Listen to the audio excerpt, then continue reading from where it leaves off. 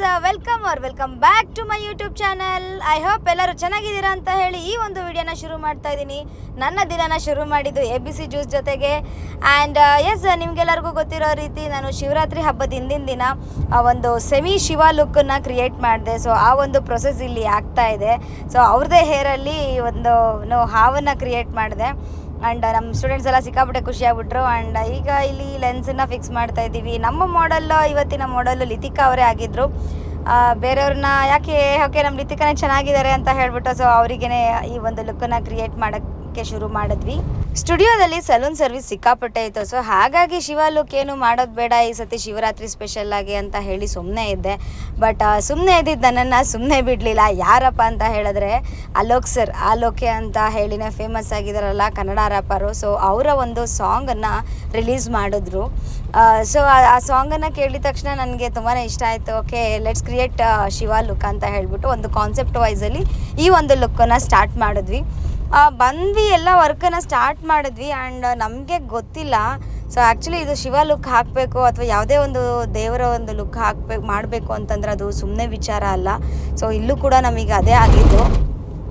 ಲಿತಿಕಾ ಅವರಿಗೆ ಸೆನ್ಸ್ ಆಗ್ದಿರ ಲೈಟಾಗಿ ತಲೆ ಸುತ್ತ ಬಂದು ಅವ್ರಿಗೆ ಅನ್ಕಾನ್ಷಿಯಸ್ ಆಗಿಬಿಟ್ಟಿದ್ರು ಸ್ವಲ್ಪ ಸಮಯ.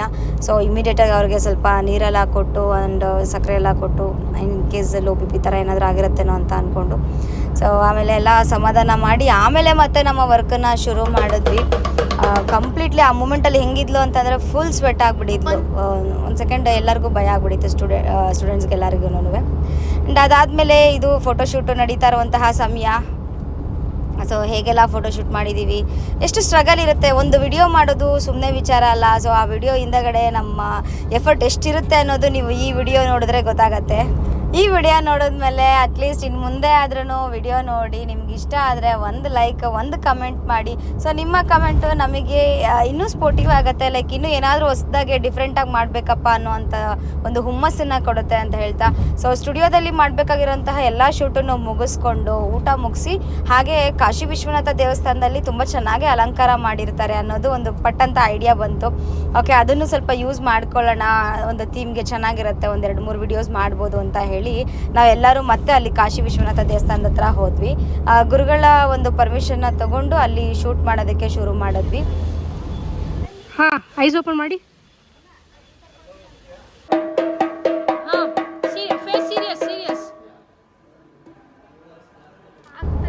ನೋಡಿದ್ರಲ್ಲ ಎಷ್ಟು ಕಷ್ಟ ಇದೆ ಒಂದು ವಿಡಿಯೋ ಮಾಡೋದು ಅಂತ ಹೇಳಿ. ಸೊ ಈಸಿಯಾಗೆ ನೋಡಿಬಿಟ್ಟು ಸ್ಕಿಪ್ ಮಾಡ್ಕೊಂಡು ಹೋಗ್ಬಿಡ್ಬೇಡಿ.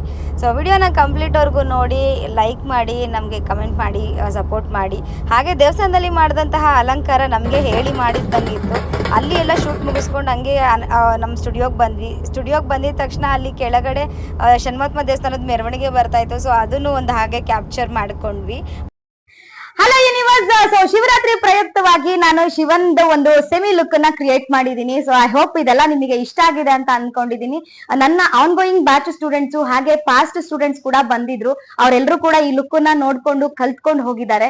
ನಿಮ್ಗೂ ಯಾರಿಗೆಲ್ಲರಿಗೂ ಇದೇ ರೀತಿ ಡಿಫ್ರೆಂಟ್ ಲುಕ್ ಅನ್ನ ಕಲಿಬೇಕು ಅಂತ ಇಂಟ್ರೆಸ್ಟ್ ಇದೆ, ನಮ್ಮ ಅಪ್ಕಮಿಂಗ್ ಬ್ಯಾಚ್ ಅಲ್ಲಿ ಜಾಯ್ನ್ ಆಗಿ ಈ ಪ್ರತಿ ಒಂದು ಬ್ಯಾಚ್ ಅಲ್ಲೂ ಕೂಡ ನಾನು ಹೊಸ ಲುಕ್ ನ ಹೇಳ್ಕೊಡ್ತಾ ಇರ್ತೀನಿ. ಬೇಕಂದ್ರೆ ನೀವು ನನ್ನ ಪ್ರೀವಿಯಸ್ ಬ್ಯಾಚಸ್ ಅಪ್ಡೇಟ್ಸ್ ಗಳನ್ನ ನೀವು ಬೇಕಂದ್ರೆ ಹೋಗಿ ಚೆಕ್ ಮಾಡ್ಬೋದು. ಇದೇ ರೀತಿ ನೀವು ಇನ್ನು ಡಿಫ್ರೆಂಟ್ ಲುಕ್ ನ ಕಲಿಬೇಕು ಅಂತ ಹೇಳಿದ್ರೆ ಚೂಸ್ DMS ಅಂತ ಹೇಳ್ತಾ. ಅಂಡ್ ಒನ್ ಮೋರ್ ಥಿಂಗ್ ಏನಪ್ಪಾ ಅಂತ ಹೇಳಿದ್ರೆ, ಸೊ ನೋಡಿ ಇಲ್ಲಿ ಏನ್ ಮಾಡಿದೀನಿ, ಈ ಹೇರ್ ಸ್ಟೈಲು ಇಲ್ಲಿ ಹಾವಿನ ಒಂದು ಲುಕ್ ನ ಕ್ರಿಯೇಟ್ ಮಾಡಿದೀನಿ. ಇದು ಬಂದು ರಿಯಲ್ ಹೇರ್, ಓಕೆನಾ, ಅವ್ರದೇ ಹೇರ್, ಯಾವ್ದೇ ರೀತಿ ಆರ್ಟಿಫಿಷಿಯಲ್ ಇಲ್ಲ. ಸೊ ನಾನು ಇಲ್ಲಿ ಹೇರ್ ಪಿನ್ ಹಾಕಿ ಲಾಕ್ ಮಾಡಿದೀನಿ. ಸೊ ನಾನು ಅದನ್ನ ನೀಟಾಗಿ ಓಪನ್ ಮಾಡಿ ತೋರಿಸಿದೀನಿ. ಇದು ಅವ್ರದೇ ಹೇರ್ ಅಲ್ಲಿ ನಾನು ಈ ರೀತಿ ಕ್ರಿಯೇಟ್ ಮಾಡಿದೀನಿ. ಸೊ ಈ ರೀತಿ ಎಲ್ಲ ಡಿಫ್ರೆಂಟ್ ಆಗಿ ನಿಮಗೆ ಆರ್ಟಿಫಿಷಿಯಲ್ ಅಲ್ದಿರಾ ಒರಿಜಿನಲ್ ಹೇರ್ಸ್ ಅಲ್ಲೇನೆ ಹೇಗೆಲ್ಲ ಅಡ್ವಾನ್ಸ್ ಹೇರ್ ಸ್ಟೈಲ್ ನ ಕ್ರಿಯೇಟ್ ಮಾಡ್ಬೇಕು ಅನ್ನೋದನ್ನ ಕಂಪ್ಲೀಟ್ ಆಗಿ ಇನ್ ಡೆಪ್ತ್ ನಾಲೆಡ್ಜ್ ಸಮೇತ ಹೇಳ್ಕೊಡ್ತೀವಿ. ಸೊ ಯಾರೆಲ್ಲ ಪ್ರೊಫೆಷನಲ್ ಮೇಕಪ್ ಹಾಗೆ ಹೇರ್ ಆರ್ಟಿಸ್ಟ್ ಆಗ್ಬೇಕು ಅಂತ ಇಂಟ್ರೆಸ್ಟ್ ಇದೆ, ಸೊ ನಮ್ಮ DMS ಅನ್ನ ಸೆಲೆಕ್ಟ್ ಮಾಡ್ಕೊಳ್ಳಿ ಅಂತ ಹೇಳ್ತಾ ಸಿ ಯು. 25ನೇ ತಾರೀಕು ಎಲ್ಲಾ ರೀತಿ ಶೂಟ್ ಅನ್ನೆಲ್ಲ ಮುಗಿಸಿ ನಾವೆಲ್ಲ ಮನೆಗೆ ಹೋಗೋಷ್ಟೊತ್ತಿಗೆ ಆಲ್ಮೋಸ್ಟ್ 9 o'clock ಆಗಿತ್ತು. ಅಂಡ್ ಇದು ಬಂದು 26ನೇ ತಾರೀಕು ಶಿವರಾತ್ರಿ ಹಬ್ಬದ ದಿನ. ಸೊ ನಮ್ಮ ದಿನನ ಪ್ರಾರಂಭ ಮಾಡಿದ್ವಿ ಆಸ್ ಯೂಶುವಲ್, ಸ್ನಾನ, ಪೂಜೆ, ಮನೆ ಕೆಲಸ ಅಂತ ಹೇಳಿ. ಸೊ ಶಿವನ ಆರಾಧನೆ ಮಾಡ್ತಾ ಶಿವನ ಭಕ್ತಳಾದಂಥ ನಾನು ಎಲ್ಲರಿಗೂ ಒಳ್ಳೇದು ಮಾಡು ಭಗವಂತ ಅಂತ ಕೇಳಿಕೊಂಡು ದೇವ್ರಿಗೆ ಪೂಜೆ ಮಾಡಿದ್ವಿ. ನಾನು, ಅಮ್ಮು ಆ್ಯಂಡ್ ಆಯನ್ ಪಾಪ 3 ಜನನೂ. ಅದು ಮುಗಿಸ್ಕೊಂಡು ಹಾಗೆ ತಳಿ ರೋಡಲ್ಲಿರುವಂಥ ಕಾಶಿ ವಿಶ್ವನಾಥ ದೇವಸ್ಥಾನದಕ್ಕೆ ಒಂದು ವಿಸಿಟ್ ಹಾಕ್ಕೊಂಡು ಬರೋಣ. ತುಂಬ ದಿನ ಆಯಿತು ಹೋಗಿ, ಅಟ್ಲೀಸ್ಟ್ ಹಬ್ಬದ ದಿವಸನಾದರೂ ನೋಡ್ಕೊಂಡು ಬರೋಣ, ಹೋಗಿ ಬರೋಣ ಅಂತ ಹೇಳಿ ಹೊರಟೆ. ಸೊ ಅಲ್ಲಿ ಬಂದು ಒಂದು ಸೈಡಲ್ಲಿ ಕಾಲಭೈರವ ಇದೆ. ಸೊ ಅದು ಕಾಲಭೈರವ ಬಂದು ನಮ್ಮದು ಅಮ್ಮ ಮನೆ ದೇವರು. ಸೊ ಹಾಗಾಗಿ ನನಗೆ ಆ ದೇವಸ್ಥಾನ ಸ್ವಲ್ಪ ಸೆಂಟಿಮೆಂಟು. ಅಲ್ಲೂ ಕೂಡ ಆ ದೇವಸ್ಥಾನದಲ್ಲೂ ಕೂಡ ತುಂಬ ಚೆನ್ನಾಗೇ ಅಲಂಕಾರಗಳನ್ನ ಮಾಡಿದರು ಆ್ಯಂಡ್ ಸೇವೆಗಳು ನಡೀತಾಯಿತ್ತು, ಪ್ರಸಾದಗಳು ನಡೀತಾಯಿತ್ತು, ಚೆನ್ನಾಗಿತ್ತು. ಸೊ ಅಲ್ಲಿ ಎಲ್ಲ ದರ್ಶನನ ಮುಗಿಸ್ಕೊಂಡು ಒಂದಷ್ಟು ವಿಡಿಯೋಸ್ನ ಕ್ಯಾಪ್ಚರ್ ಮಾಡಿಕೊಂಡು ನೆಕ್ಸ್ಟ್ ನಾನು ಮೂವ್ ಆಗಿದ್ದೆ ಕಾಶಿ ವಿಶ್ವನಾಥ ದೇವಸ್ಥಾನಕ್ಕೆ. ಸೊ ಹಿಂದಿನ ದಿನ ಹೋದಾಗ ಅರ್ಧಂಬರ್ಧ ಡೆಕೋರೇಷನ್ ಆಗಿತ್ತಲ್ವ. ಸೊ ಹಬ್ಬದ ದಿವಸ ಹೋದಾಗ ತುಂಬ ಚೆನ್ನಾಗಿರುತ್ತೆ ನೋಡೋದಕ್ಕೆ ಅಂತ ಹೇಳಿ ಹೋದ್ವಿ. ಆ್ಯಂಡ್ ಅಭಿಷೇಕ ಸತತವಾಗಿ ಅಭಿಷೇಕ ನಡೀತಾನೆ ಇರುತ್ತೆ ಬೆಳಗ್ಗೆಯಿಂದ ಸಂಜೆ ತನಕ ಅಂತ ಹೇಳಿ ಗುರುಗಳು ಹೇಳಿದರು. ಓಕೆ, ಅಲ್ಲೂ ಹೋಗಿ ನಾನು ದೇವರ ದರ್ಶನ ಮಾಡಿ, ಸೊ ದೇವ್ರ ಹತ್ರ ಭಕ್ತಿಯಿಂದ ಬೇಡ್ಕೊಂಡು ಎಲ್ಲರಿಗೂ ಒಳ್ಳೇದು ಮಾಡು ಭಗವಂತ ಅಂತ. ಸೊ ಅಲ್ಲಿಂದ ಮತ್ತೆ ಬ್ಯಾಕ್ ಟು ಹೋಮ್. ಮನೆಗೆ ಬಂದು ರೆಸ್ಟ್ ಮಾಡೋಣ ಅಂತ ಅಂದ್ಕೊಂಡ್ವಿ. ಬಟ್ ಶಿವಕುಮಾರ್ ಅಂಕಲ್ ಅವರು ತುಂಬ ಫೋರ್ಸ್ ಮಾಡಿದ್ರು, ಬನ್ನಿಮ್ಮ 2 ವರ್ಷದಿಂದ ಕರಿತಿದ್ದೀವಿ, ಇಲ್ಲಿ ತುಂಬ ಚೆನ್ನಾಗಾಗತ್ತೆ ಜಾತ್ರೆ, ಒಂದ್ಸತಿ ಬಂದು ನೋಡಿ, ನೀವು ವರ್ಷ ಬರ್ತೀರಾ ಅಂತೆಲ್ಲ ಹೇಳಿದ್ರು. ಓಕೆ ಫೈನ್, ಹೋಗೋಣ ಅಂತ ಹೇಳ್ಬಿಟ್ಟು ಅಲ್ಲಿಗೂ ಹೊರಟ್ವಿ.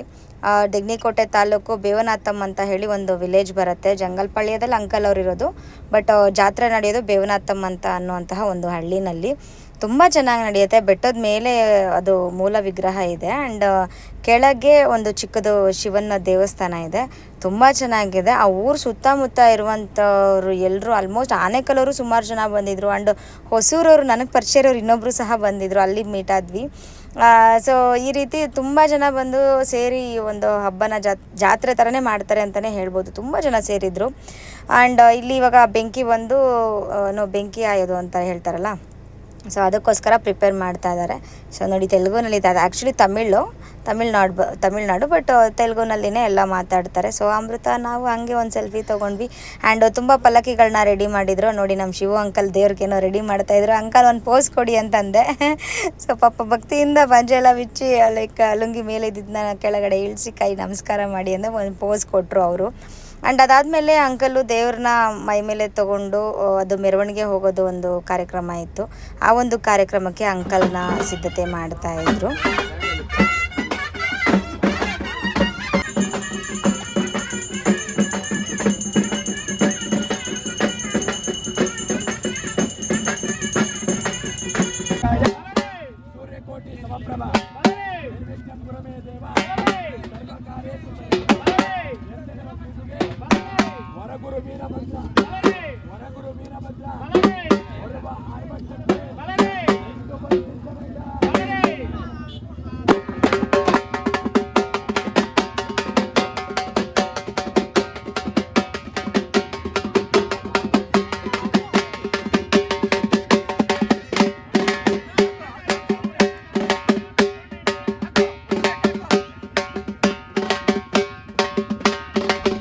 ಆ ದೇವ್ರನ್ನ ಈ ರೀತಿ ಮೈ ಮೇಲೆ ಇಟ್ಕೊಂಡು ಸುಮಾರು 1 ಕಿಲೋಮೀಟ್ರ್ ದೂರ ಹೋಗಬೇಕಾಗಿತ್ತು. 1 ಕಿಲೋಮೀಟ್ರ್ ದೂರ ತನಕ ಹೋಗಿ ಮೆರವಣಿಗೆನ ಆಮೇಲೆ ಬೆಂಕಿ ಮೇಲೆ ಅಂಕಲ್ ನಡ್ಕೊಂಡು ಬಂದು ಅವರ ಒಂದು ಪೂಜೆನ ಕಂಪ್ಲೀಟ್ ಮಾಡಿದ್ರು. ಸೊ ಈ ನಮ್ಮ ಸಂಪ್ರದಾಯ, ನಮ್ಮ ಆಚಾರ ವಿಚಾರಗಳೇನಿರುತ್ತೆ ಅದಕ್ಕೆ ನಾವು ತುಂಬ ರೆಸ್ಪೆಕ್ಟ್ ಮಾಡಬೇಕಾಗತ್ತೆ ಆ್ಯಂಡ್ ಖಂಡಿತ ಮಾಡಲೇಬೇಕು. ತುಂಬ ಚೆನ್ನಾಗಿತ್ತು. ಅದೊಂದು ಗುಡ್ ಎಕ್ಸ್ಪೀರಿಯನ್ಸ್ ಅಂತ ಹೇಳ್ಬೋದು. ಫಸ್ಟ್ ಟೈಮ್ ಈ ರೀತಿ ನೋಡಿದ್ದು. ಆ್ಯಂಡ್ ಇದು ಲಾಸ್ಟ್ ಫೈನಲ್ ಆಗಿ ಬೆಂಕಿನಲ್ಲಿ ನಡ್ಕೊಂಡು ಬಂದು ಪೂಜೆನ ಕಂಪ್ಲೀಟ್ ಮಾಡಿದ್ರು. ಈ ವಿಡಿಯೋ ನಿಮಗೆಲ್ಲ ಇಷ್ಟ ಆಗಿದ್ರೆ ಒಂದೇ ಒಂದು ಲೈಕ್ ಮಾಡಿ, ಶೇರ್ ಮಾಡಿ, ಕಮೆಂಟ್ ಮಾಡಿ, ಹಾಗೆ ಸಬ್ಸ್ಕ್ರೈಬ್ ಮಾಡ್ಕೊಳ್ಳೋದನ್ನ ಮಾತ್ರ ಮರಿ